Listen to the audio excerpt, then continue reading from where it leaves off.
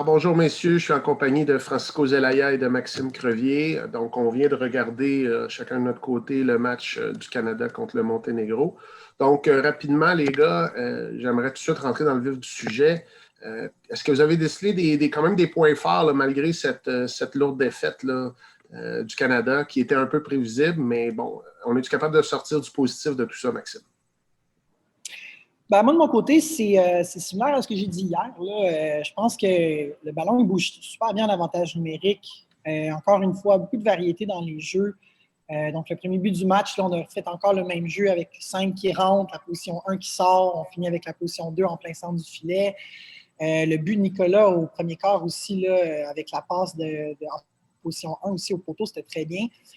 Malheureusement, on a manqué un peu de finition, là, même si on continue à faire des beaux jeux, mais je pense que le mouvement du ballon, c'est vraiment un point positif pour l'équipe sur lequel ils peuvent bâtir là, pour les prochains matchs. Francisco? Moi, j'ai trouvé que l'avantage numérique, là, surtout en début de game, là, sur les 4 premiers avantages numériques, on en a scoré 3. Là. Quand même, il y avait une bonne circulation de ballon.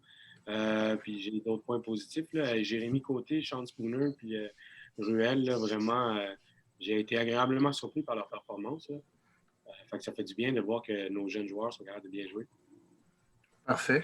Comment vous avez vu un peu rapidement là, aussi la façon dont le Monténégro a joué? Là? Moi, j'ai senti en tout cas rapidement là, qu'il y avait quand même côté force physique, pure force physique. Là, je voyais quand même qu'il y avait une petite différence là, qui était du côté du Monténégro. Avez-vous remarqué ça?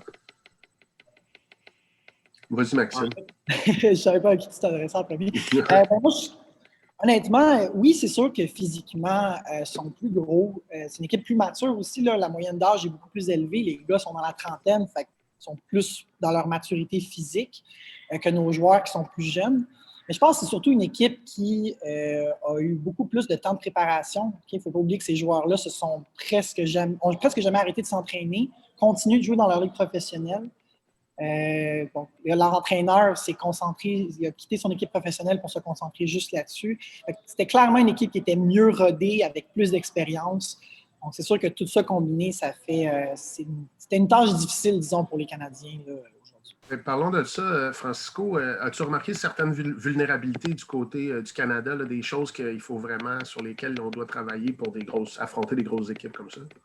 En fait, la défensive, ça allait un peu mieux quand on a commencé à faire un press en deuxième période. La deuxième période, ça a été vraiment notre meilleure période. Mais je pense qu'on manque de profondeur au niveau des centres arrière. Quand on a eu Jérémy Côté, ça s'est bien passé. Quand Nick était centre arrière aussi, ça se passait bien. Mais quand c'était quelqu'un d'autre, ça allait un peu moins bien. On zonait, puis on ne prenait pas bien nos responsabilités quand on bloquait nos coins. On laissait trop de place à l'offensive adverse pour lancer des ballons. Là. Ça devenait extrêmement compliqué pour nos gardiens de but de faire des arrêts. Je pense vraiment au niveau de la défensive, là, on manque de profondeur pour surveiller le centre avant de l'autre équipe. On pourrait-tu dire aussi que j'ai remarqué qu'il y a beaucoup de ballons qui sont échappés dans l'eau, il y a beaucoup de ballons qui se retrouvent dans l'eau. Des décisions aussi. J'ai vu à certains moments des décisions, puis je riais un peu parce que je me consolais parce que j'ai tellement fait certaines mauvaises décisions comme ça dans ma glorieuse carrière, de faire des passes à un joueur qui est déjà surveillé, ou ce qu'on appelle un peu des passes télégraphiées. Je trouvais que c'était, de ce que moi je pense, là, puis c'est pas moi l'analyste, mais dans le Brésil, on pouvait se faire pardonner ça. Pourquoi? Parce que le Brésil n'allait pas nécessairement capitaliser sur une erreur comme ça. Mais du côté du Monténégro, ce que j'ai remarqué, moi, en tout cas, en tant que spectateur, c'est qu'à chaque fois qu'il y avait une erreur du Canada, c'était un but. C'était converti en but pratiquement automatiquement. Avez-vous vu ça, vous autres aussi? Vas-y, Maxime. En fait, c'est sûr que c'est un adage sportif, mais qui est quand même vrai. Hein? Un sport rendu à ce niveau-là, c'est un jeu d'erreur. L'équipe qui en fait le moins va gagner. Puis le Monténégro a profité de chacune, comme tu l'as mentionné, de chacune des erreurs du Canada. Moi, ce que je pense que la faiblesse, en fait, c'est comme Paco l'a mentionné, la défensive. Mais avant la défensive, la phase offensive, il y a tellement eu de jeux forcés. Tu viens de le dire, des passes télégraphiées, des passes au centre, surtout beaucoup de mauvais lancers. Hein. C'est arrivé quelques fois là, qu'il y a eu lancers qui n'auraient pas dû être pris, exclusion directement parce que ce même joueur-là retient son défenseur pour ne pas le laisser partir à l'attaque, qui crée un surnombre pour l'autre équipe. Puis ça, avec une équipe qui a autant d'expérience que le Monténégro, on parle de 4 contre 3, 3 contre 2, 2 contre 1, 1 contre 0, c'est certain qu'ils vont réussir à marquer. Ils ne vont pas manquer une opportunité comme ça. Donc, je pense que on a manqué de patience à 6 contre 6. Puis c'est une chose que j'ai répétée hier aussi. Je pense que c'est vraiment là, moi, si j'étais l'entraîneur, c'est là-dessus que je me concentrerais pour les prochains matchs. Parce qu'au-delà de la défensive à 6 contre 6, si on est capable de réduire des chances de contre-attaque, bien, déjà là, on pourrait enlever facilement 6 à 7 buts là, dans ce match-là pour le Monténégro. Parfait. Francisco, du côté tactique, as-tu remarqué des choses intéressantes dans une équipe ou dans l'autre? En fait, moi, c'est surtout en début de match, là, quand l'autre équipe a commencé à faire plein de buts de suite. Là, moi, peut-être après 3 buts de suite, peut-être 4, appeler un time-out pour essayer de briser le momentum de l'autre équipe. J'étais un peu déçu que notre entraîneur ne fasse pas ça et il laisse le jeu aller. C'est démoralisant là, pour tes troupes de te faire scorer plein de buts de suite. Surtout, notre équipe est jeune, manque un peu d'expérience. Ça paraissait, là, en première période, ils sont rentrés, ils étaient un peu nerveux. Je pense que ça aurait pu faire une différence parce que la deuxième période, on a bien joué. Après ça, en 3 puis en quatrième période, ça a été un peu plus difficile. On a regagné un peu plus d'énergie en fin de quatrième. Mais je pense qu'il aurait fallu brasser un peu plus les troupes en première période parce que les gars, ils sont capables de faire un peu mieux que ce qu'ils nous ont montré, je pense. Mais quand tu joues contre une équipe contre le Monténégro, je peux comprendre que c'est intimidant de rentrer dans l'eau. Mais je pense que là aussi, puis je ne sais pas si vous êtes d'accord avec moi, c'est un beau match d'expérience pour nos jeunes joueurs.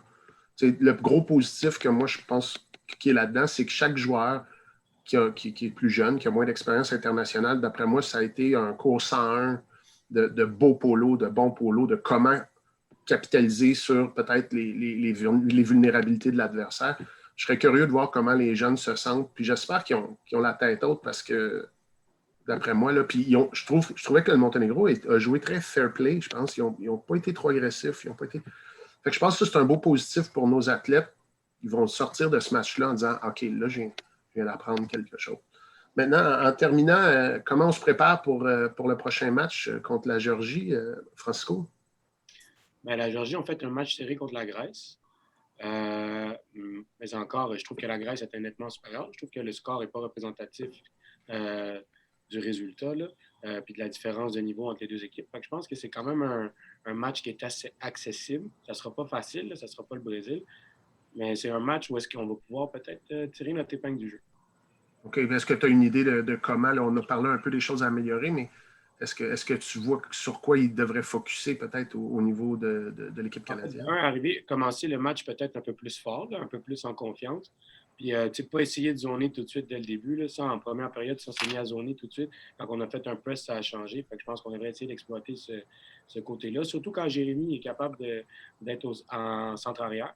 Ça nous aide beaucoup. Là. Il a pris 2 exclusions, mais c'était des exclusions intelligentes. Il a essayé de ralentir l'échappée du joueur. Puis la deuxième fois, bien, il a pris l'exclusion au lieu de laisser le lancer. Là. Fait que ça a été des bonnes décisions. Mais si Jérémy peut jouer un peu plus et rester constant comme centre-arrière, je pense que ça pourrait le faire. Tu amènes un bon point, puis Maxime, j'aimerais ça t'entendre là-dessus. L'exclusion de Jérémy sur l'attaque du joueur du Monténégro qui s'appelle Beruglian, excusez mon nom, j'espère que je l'ai comme il faut. C'est un peu la mise en place de la nouvelle règle, là, où est-ce que tu n'es pas obligé de faire une passe avant de pouvoir lancer au but. Pourrais-tu nous expliquer un peu si Jérémy a fait un bon choix en le fautant?